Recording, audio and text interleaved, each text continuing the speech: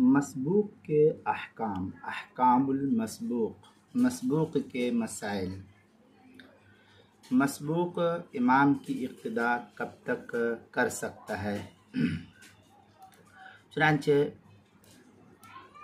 امام کے سلام اول میں لفظ السلام کہنے سے پہلے تک مسبوق امام کی اقتداء کر سکتا ہے، اس میں اس کو اجازت ہے۔ اس کے بعد اقتداء کرنا اس مسبوق کے لیے امام کی صحیح نہ ہوگی، کیونکہ دائیں جانب سلام پھیرنے سے نماز فوراً ختم ہو جاتی ہے۔ اس سلسلے میں اعلاء السنن میں ہے عن علی رضی اللہ تعالی عنہ مرفوعاً مفتاح الصلاۃ الطہور وتحریمها التکبیر وتحلیلها التسلیم۔ یہ اعلاء السنن کی عبارت ہے، پہلی جلد تیسری جلد صفحہ 175، کتاب الصلاۃ، باب وجوب الخروج من الصلاۃ بالسلام وبیان کیفیتہ۔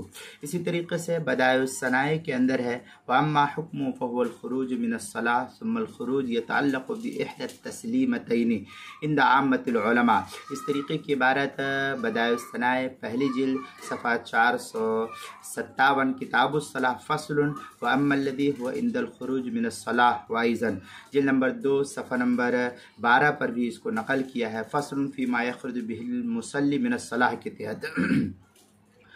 اور اس سلسلے میں علامہ شامی نے بھی کافی تفصیلی بحث کی ہے تجنیس کے حوالے سے۔ قال فی التجنیس الامام اذا فرغ من صلاته فلما قال السلام جاء رجل واقتدى به قبل ان يقول علیکم لا يسير داخلا في صلاته۔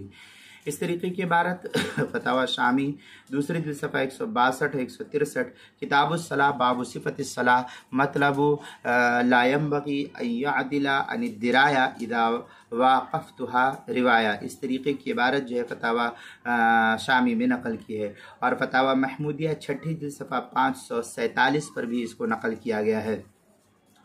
حاشیۃ الطحطاوی علی مراقی الفلاح کے اندر ہے، فلو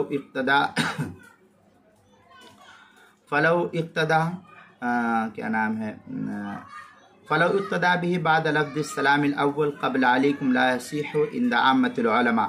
یہ حاشیۃ الطحطاوی علی مراقی الفلاح کی عبارت ہے، پہلی جلد صفحہ 137، کتاب الصلاۃ، فصل فی بیان واجب الصلاۃ، اور مزید 251 پر بھی اس کو نقل کیا ہے۔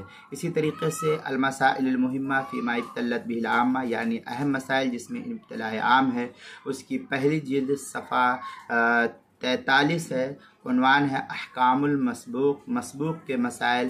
مسبوق امام کی اقتداء کب تک کر سکتا ہے، مسئلہ نمبر 25 کے تحت اس کو نقل کیا گیا ہے۔